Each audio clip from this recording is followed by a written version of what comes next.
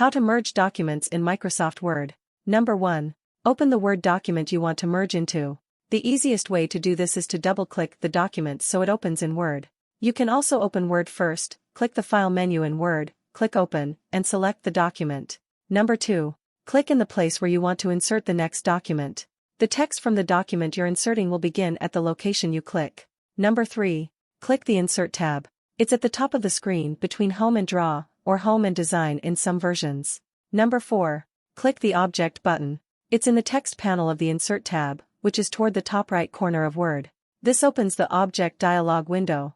If you only want to merge plain text into this document, no images, special fonts, for formatting, you can click the arrow next to Object instead, select Text from File, and skip to Step 7. Number 5. Click the Create from File tab. It's the second tab in the Object window. Number 6. Click the Browse button. This opens your computer's file browser.